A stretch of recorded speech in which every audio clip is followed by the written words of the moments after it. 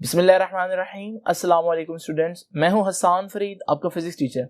आज हम chapter number 6 के शॉर्ट क्वेश्चंस स्टार्ट करेंगे। तो आइए स्टूडेंट्स जरा देखते हैं चैप्टर नंबर 6 के शॉर्ट क्वेश्चंस किस तरह से करने हैं। स्टूडेंट्स 6.1 क्वेश्चन जो है वो स्टेटमेंट मैंने आप लोगों के सामने लिखी है और 6.1 जो है उसकी स्टेटमेंट आप लोगों के सामने पढ़ता हूं जी। What do you understand by term viscosity? Viscosity का क्या मतलब है? चैप्टर नंबर 6 हम लोगों ने जब पढ़ा था तो उसके पहले लेक्चर में हमने विस्कोसिटी को बहुत डिटेल में डिस्कस किया था। यहां बहरहाल शॉर्ट क्वेश्चन के लिए आपको मैं थोड़ी सी अंडरस्टैंडिंग दोबारा से दे देता हूं। बात स्टार्ट होती है फ्लूइड से। फ्लूइड्स क्या होते हैं? फ्लूइड्स वो चीजें होती है जो फ्लो कर सकती हैं। मिसाल के तौर पर लिक्विड्स भी फ्लूइड्स में आते हैं। अगर मेरे पास एक गिलास पानी है तो आपको पता है पानी इसमें जो है वो फ्लो कर सकता है एक पॉइंट से दूसरे पॉइंट पे। इसी तरह अगर मैं शहद को पोर करूं तो वो भी फ्लो करेगा एक पॉइंट से दूसरे पॉइंट तक। लेकिन जब बात शहद की करते हैं तो आप देखते हैं कि शहद जो है वो बहुत आसानी से फ्लो नहीं करता, बल्कि उसे फ्लो करते हुए मुश्किल होती है। ऐसे लगता है जैसे शहद की एक लेयर दूसरी लेयर पर बड़ी मुश्किल से स्लाइड कर रही है। दूसरे अल्फाज में ऐसा लगता है जैसे दोनों लेयर्स के दरमियान एक फ्रिक्शन जैसा इफेक्ट है। इसे हम बोलते हैं कि ये विस्कोसिटी है। So what is viscosity? Viscosity is the frictional effect. देखिए, frictional effect between different layers of a fluid. और इस विस्कोसिटी की वजह से जो फ्लूइड्स हैं उनकी मूवमेंट एक लेयर की दूसरी लेयर के ऊपर जो स्लाइडिंग है, जो मूवमेंट है, जो उनका फिसलना है, वो मुश्किल हो जाता है। तो हम कहेंगे कि विस्कोसिटी क्या करती है? विस्कोसिटी अपोजेस, मुखालफत करती है किस चीज की?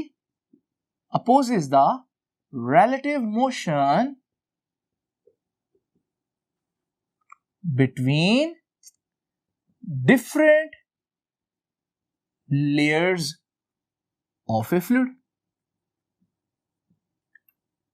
एक ही फ्लूइड की डिफरेंट लेयर्स के दरमियान जो है वो मोशन को अपोज करते।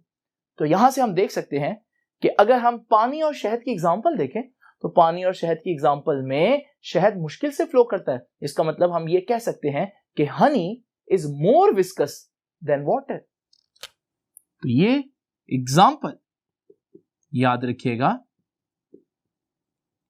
Honey is more viscous than water. Now students जरा देखते हैं सेकंड क्वेश्चन को। सेकंड क्वेश्चन में वो कहता है कि what is meant by drag force? Drag force का क्या मतलब है और कौन सी drag force? Acting upon a small sphere of radius r moving down through a liquid depends. और वो ड्रैग फोर्स किन फैक्टर्स पर डिपेंड करती है वो ये भी पूछ रहा है। सबसे पहले तो ड्रैग फोर्स क्या होती है? तो स्टूडेंट्स आपको याद होगा मैंने बताया था कि अगर हमारे पास पानी हो और इस पानी के अंदर मैं एक ऑब्जेक्ट जो है वो गिराऊं तो वो ऑब्जेक्ट बड़ी आसानी से मूव नहीं करेगा, बल्कि पानी उसको मूव करने में थोड़ी सी मुश्किल पैदा करेगा, यानी एक फोर्स लगाएगा। इस फोर्स को हम बोलते हैं ड्रैग फोर्स। और बात सिर्फ पानी की नहीं है, हर फ्लूइड में से किसी भी ऑब्जेक्ट को मूव करना जो है उसको ड्रैग फोर्स का सामना करना पड़ता है। मिसाल के तौर पर अगर आप गाड़ी पर जा रहे हैं और बड़ी तेज स्पीड में से हवा में से गुजर रहे होंगे तो अगर आप खिड़की में से हाथ बाहर निकालें तो आपका हाथ जो है उसको एक पीछे को धक्का पड़ता है। इसका मतलब जब आप एयर में से मूव कर रहे हैं तो एयर आपकी मोशन को अपोज कर रही है। ये जो फोर्स होती है ना, जो किसी भी ऑब्जेक्ट पर लगती है जब वो ऑब्जेक्ट फ्लूइड में से पास कर रहा हो, और ये फ्लूइड लगाती है और करती क्या है? आपकी मोशन को अपोज। तो इसे हम बोलते हैं कि ये ड्रैग फोर्स है, रिटार्डिंग फोर्स है। तो what is drag force? When an object is moving, कहां मूव कर रहा है? Through a fluid. जब मैं फ्लूइड की बात करता हूं स्टूडेंट्स तो फ्लूइड्स में लिक्विड्स भी आ जाती हैं और गैसेस भी आ जाते हैं।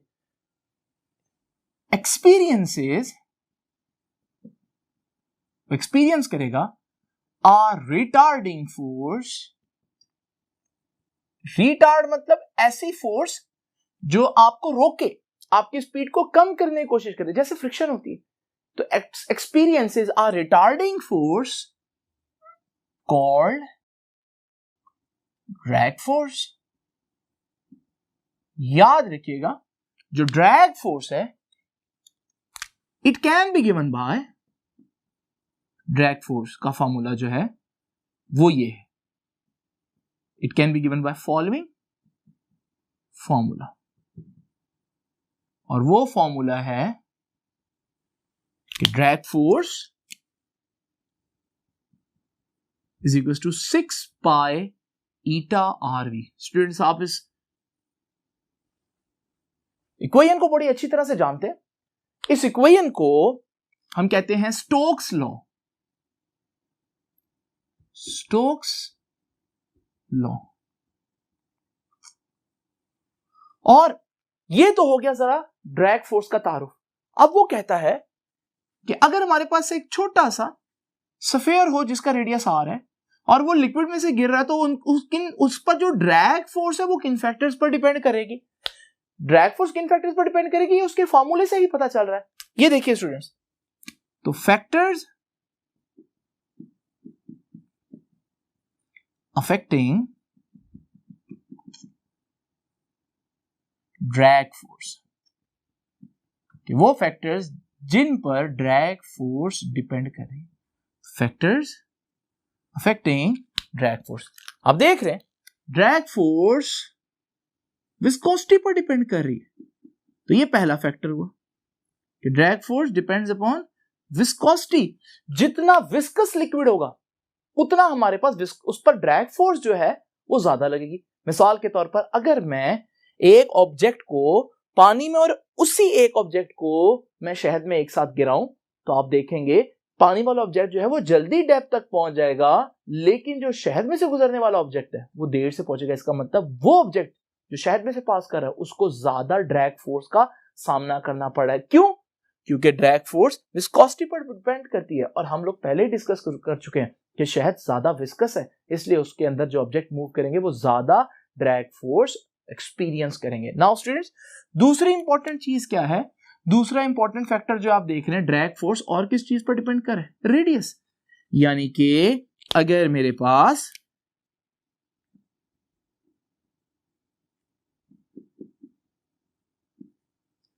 अगर मैं एक ऑब्जेक्ट को पानी के अंदर गिराऊं और उसी मटेरियल का एक और ऑब्जेक्ट हो लेकिन साइज में बढ़ाऊं और उसको भी मैं पानी के अंदर गिराऊं, तो आप देखेंगे कि जो छोटा ऑब्जेक्ट है वो जल्दी नीचे आ जाएगा, लेकिन हमारे पास जो बड़ा ऑब्जेक्ट है वो देर से आएगा, क्योंकि उसका बड़ा एरिया है, वाटर के ज्यादा मॉलिक्यूल्स उसको बार बार पुश कर रहे होंगे, उसको रोक रहे होंगे, इस वजह से उस पर ड्रैग फोर्स बढ़ गई। इसका मतलब drag force radius of the sphere यानी कि साइज ऑफ द स्फीयर पे भी डिपेंड करता है। और तीसरी इंपॉर्टेंट चीज है वो है स्पीड।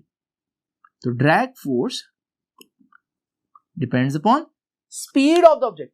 ड्रैग फोर्स इस बात पर भी डिपेंड करती है कि वो ऑब्जेक्ट कितनी स्पीड से जा रहा है, और अगर हमारे पास स्पीड ज्यादा हो जाएगी तो ड्रैग फोर्स बढ़ जाएगी। और इसका अंदाजा आप लोग अपनी रियल लाइफ में भी करते हैं। अगर आप बाइक पर हो और आप बाइक 50 की स्पीड से चला रहे हो, तो आपको अपने फेस पर एयर का प्रेशर, एयर की पुश जो बैकवर्ड आपको धकेलेगी, आप फील करेंगे, ये ड्रैग फोर्स है।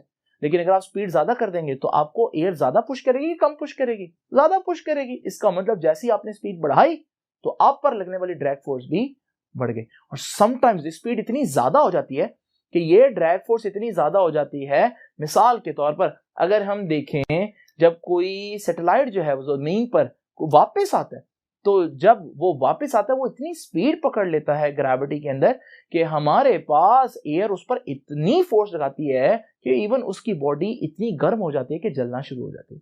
तो स्टूडेंट्स, ये था हमारे पास शॉर्ट क्वेश्चन 6.2। आइए जरा देखते हैं 6.3 का आंसर। स्टूडेंट्स, जरा देखते हैं 6.3 का आंसर क्या है। 6.3 की स्टेटमेंट मैं आप लोगों के सामने पढ़ता हूं कि why fog droplets appear to be suspended in air. Fog जो है, जिसे हम धुंध कहते हैं, अक्सर आप लोगों ने देखा होगा कि सर्दियों में जब आप सुबह सुबह उठें तो बहुत ज्यादा धुंध होती है और अक्सर ये धुंध जो है वो दोपहर तक भी जारी रहती है। तो अब वो धुंध जो है ऐसा लगता है जैसे हवा में धुंध यानी फोग के पार्टिकल्स सस्पेंडेड है, खड़े हुए। यही वजह हो सकती है कि वो पूरा पूरा दिन भी फोग नहीं बैठती। अब वो ये पूछता है कि वो ऐसे क्यों खड़े हुए हैं या वो ऐसे सस्पेंडेड नजर क्यों आ रहे हैं। तो जरा देखते हैं इसका आंसर। स्टूडेंट्स, हम लोगों ने एक कॉन्सेप्ट पढ़ा था टर्मिनल वेलोसिटी का, आपको याद होगा। टर्मिनल वेलोसिटी क्या थी? बहुत डिटेल में इसको मैंने इसी चैप्टर के सेकंड लेक्चर में डिटेल में डिस्कस किया, लेकिन अभी मैं आपको फिर बताता चलूं। जरा देखिए, अगर मेरे पास एक ऑब्जेक्ट हो और वहां कोई हवा ना हो तो ये ऑब्जेक्ट जमीन पर जब तक गिरेगा ये अपनी स्पीड मुसलसल बढ़ाता रहेगा ग्रेविटी की वजह से। लेकिन अगर वहां पर एयर है, एयर एक फ्लूइड है, तो अब ये ऑब्जेक्ट गिरेगा, शुरू में इसकी स्पीड बढ़ेगी लेकिन फिर एक वक्त आएगा इसकी स्पीड कांस्टेंट हो जाएगी और फिर ये इसी स्पीड से गिरता रहेगा। तो अगर उसकी गिरने से पहले जो मैक्सिमम कांस्टेंट स्पीड आई है उसे हम बोलते थे कि ये उसकी टर्मिनल वेलोसिटी है। अब टर्मिनल वेलोसिटी का एक फार्मूला हम लोगों ने पढ़ा था। टर्मिनल वेलोसिटी का फार्मूला था कि vt is equal to mg over 6 pi eta r। ये हमने फार्मूला पढ़ा था। अब अगर सारी चीजों को कांस्टेंट रखें तो हम देख सकते हैं टर्मिनल वेलोसिटी जो है वो डिपेंड कर रही है किस पर? mg पर। mg क्या होता है? mg तो वेट होता है, यानी कि हम कह सकते हैं कि जितना ज्यादा वेट उतनी ज्यादा टर्मिनल वेलोसिटी, जितना कम वेट उतनी कम टर्मिनल वेलोसिटी। अब जब हम बात करते हैं फोग के पार्टिकल्स की, फोग के पार्टिकल्स इतने छोटे हैं कि उनका वेट बहुत कम है। जब उनका वेट बहुत कम होगा तो उनकी टर्मिनल वेलोसिटी भी बहुत कम होगी। अब इतनी कम टर्मिनल वेलोसिटी जब होगी तो वो इस टर्मिनल वेलोसिटी से नीचे आ रहे होते हैं, लेकिन वो इतनी कम वेलोसिटी होती है कि अगर हम देखें हमें लगता है जैसे ये मूव ही नहीं कर रहे। इसलिए बुक ने क्या वर्ड यूज किया? Appear to be suspended. लग रहा है जैसे वो सस्पेंडेड है। क्या वो असल में सस्पेंडेड है? हरगिज नहीं। अगर कोई चीज बहुत कम स्पीड से नीचे आ रही हो फिर भी वो मूव कर रही होती है। तो इस बात से फर्क नहीं पड़ता कि आपको पता लग रहा है या नहीं, असल में तो उसके पास स्पीड है। तो वो सस्पेंडेड लग क्यों रहे हैं, उसकी वजह ये है। तो आप कहेंगे as the weight of fog droplets is very small, बहुत कम होता है, जिसकी वजह से is very small, hence they fall with very small terminal velocity। और इस वजह से they appears to be suspended। इस वजह से ऐसा लगता है जैसे वो रुक गए हैं, हालांकि वो रुके नहीं होते बल्कि वो चल रहे होते हैं बहुत कम वेलोसिटी से। और वो वेलोसिटी बहुत कम क्यों है? क्योंकि वेलोसिटी वेट पर डिपेंड करती है और वेट बहुत कम है, इस वजह से टर्मिनल वेलोसिटी भी बहुत कम होगी। आइए जरा देखते हैं 6.4 का जो शॉर्ट क्वेश्चन है वो क्या कहता है। स्टूडेंट्स जरा देखते हैं कि 6.4 की स्टेटमेंट क्या कहती है। Explain the difference between laminar flow and turbulent flow. इन दोनों वर्ड्स को हम लोगों ने इसी चैप्टर के थर्ड लेक्चर में बहुत डिटेल में डिस्कस किया था। अगर आप इनको जानना चाहते हैं तो आप थर्ड लेक्चर को जरूर देखिए। बहरहाल अभी हम देखते हैं शॉर्ट क्वेश्चन को किस तरह से सॉल्व करना है। ये देखिए स्टूडेंट्स, हमारे पास what is laminar flow. Laminar flow जो है ऐसा फ्लो होता है जिसमें जो पार्टिकल्स की मोशन है, फ्लूइड के पार्टिकल्स की मोशन बहुत स्मूथ हो। मिसाल के तौर पर मैंने आपको बताया था, अगर मेरे पास ये एक टैप है और मैं इस टैप को थोड़ा सा खोलूं तो पानी थोड़ा थोड़ा जब बाहर आएगा तो आप देखेंगे ये जो फ्लो है ये काफी हद तक स्मूथ होगा। इसे बोलते हैं ये लैमिनर फ्लो है। और अगर आप कभी किसी को सिगरेट पीते देखें तो आप देखेंगे कि सिगरेट से जो धुआं निकलता है उसका जो स्टार्ट होता है उसे हम बोलते हैं कि वो बहुत स्मूथ फ्लो है। तो ये हमारे पास एक और एग्जांपल है लामिनर फ्लो की। हम कहेंगे व्हाट इज लामिनर फ्लो, जिसमें हमारे पास